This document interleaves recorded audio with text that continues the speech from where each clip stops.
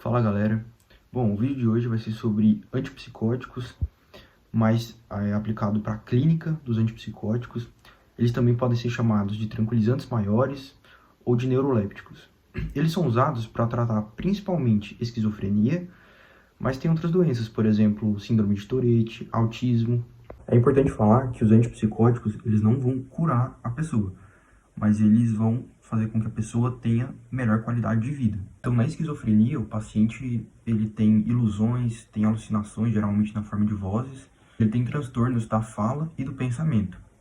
Essa é uma doença que aparece geralmente no final da adolescência, início da fase adulta, e tem duas teorias que explicam por que acontece a esquizofrenia. Uma teoria relacionada à dopamina e a outra relacionada à serotonina.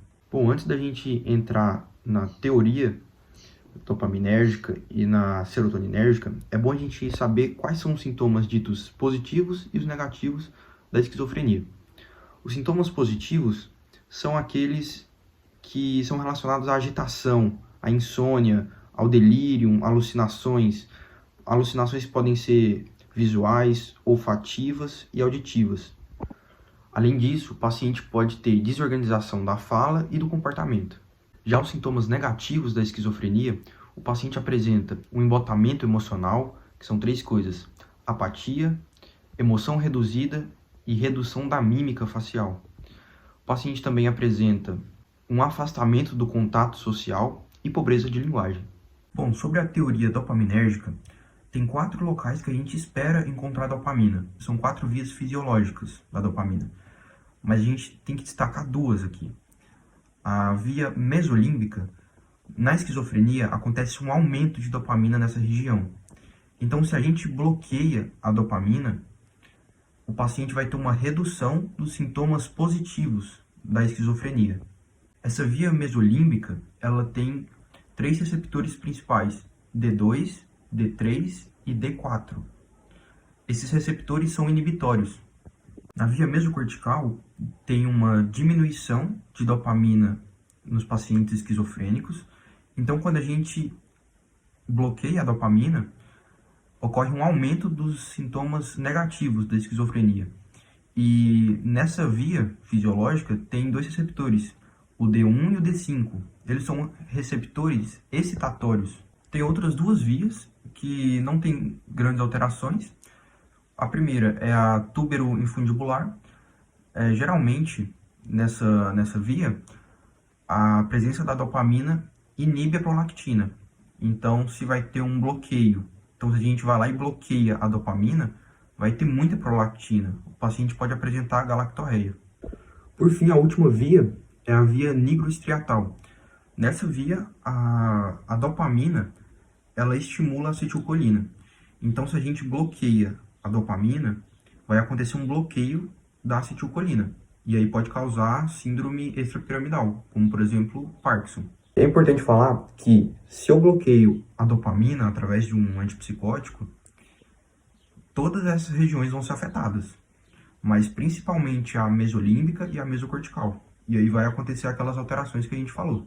Gente, e sobre a teoria serotoninérgica, o que vocês têm que saber é o seguinte, que quanto mais for estimulados os receptores serotoninérgicos de serotonina, que são chamados de 5-HT2A, quanto mais eles forem estimulados, mais vão provocar esquizofrenia. É bom lembrar que a serotonina e a dopamina são vias antagônicas. Os antipsicóticos eles são divididos em primeira e segunda geração.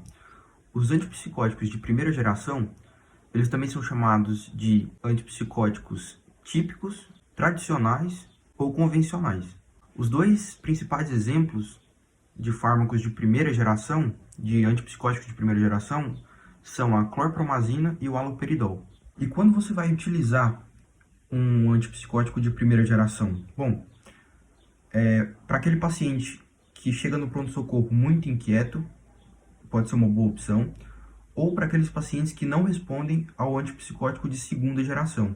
Então, esses fármacos de primeira geração, eles melhoram os sintomas positivos da esquizofrenia, aqueles delírios, alucinações, agitação, mas eles pioram os sintomas negativos, Então o paciente vai ficar com embotamento emocional, vai ficar apático, ele pode ter dificuldade de se comunicar. E esses fármacos de primeira geração, eles têm maior chance de causar síndrome extrapiramidal, que no caso é o Parkinson, né? Então eles podem causar parkinsonismo ou síndrome das pernas inquietas. Esses fármacos podem aumentar a prolactina, então causar hiperprolactinemia. A clorpromazina, ela pode ser usada para tratar soluços que você não consegue tratar com outros remédios, você pode usar a clorpromazina, que ela trata soluços intratáveis, que a gente fala, né? Ela tem menos chance de causar distúrbios do movimento e ela tem alguns efeitos adversos, como, por exemplo, o paciente pode ficar com a boca seca, pode ter visão turva, ficar sedado, pode ter retenção urinária e constipação. Já o haloperidol, ele é utilizado para tratar síndrome de Tourette, então pode ser tiques fônicos pela voz ou tique motor, ele pode ser uma boa opção. E ele tem maior chance de causar distúrbios do movimento, então síndrome de Parkinson. Gente, os antipsicóticos de segunda geração, quais são eles? Risperidona, quetiapina, clozapina, olanzapina e alipiprazol. Por que eles podem ser uma boa opção? Porque eles melhoram tanto os sintomas positivos quanto os sintomas negativos da esquizofrenia. E eles têm menor chance de causar distúrbios do movimento. Mas em compensação, eles podem causar distúrbios metabólicos, como por exemplo diabetes, colesterol alto e aumento da massa corporal. Esses medicamentos atuam bloqueando os receptores de serotonina e o receptor D2 da dopamina. No caso da risperidona, ela é utilizada para tratar síndrome de Tourette, os tiques fônicos ou tique motor e pacientes também com autismo que tem comportamento inconveniente ou que tem muita irritabilidade, pode ser uma boa opção.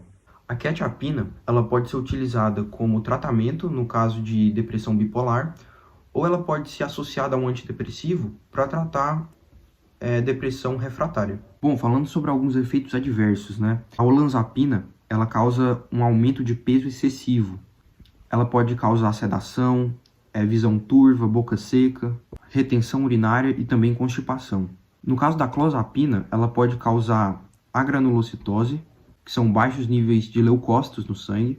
Pode ter ganho de massa corporal também, sedação, salivação noturna, convulsões, visão turva, retenção urinária e constipação. Cerca de 10 a 20% das pessoas com esquizofrenia não respondem aos tratamentos, seja com um antipsicótico de primeira ou de segunda geração. Nesse caso, pode fazer uso da clozapina, que é um de segunda geração, que tem uma boa resposta e ela tem pouca chance de causar distúrbios do movimento, que a gente chama de síndrome extrapiramidal, né? Mas às vezes ela não é muito utilizada devido aos seus graves efeitos colaterais. E alguns cuidados que a gente deve ter são os seguintes. Ao administrar um antipsicótico para um paciente que tem histórico de convulsão, tem que se tomar muito cuidado, porque o antipsicótico ele abaixa o limiar convulsivo. Tá? Um outro caso, paciente que está em abstinência de álcool, ele pode ter convulsão, então tem que tomar bastante cuidado. Pacientes idosos que têm transtornos de comportamento relacionados à demência e à psicose também tem que tomar cuidado. E em pacientes que têm transtornos do humor, tem que ficar bem atento, porque ele pode desenvolver pensamentos e comportamento suicida, então tem que tomar cuidado com isso também. Então esse foi o vídeo sobre antipsicóticos, esquizofrenia e psicose.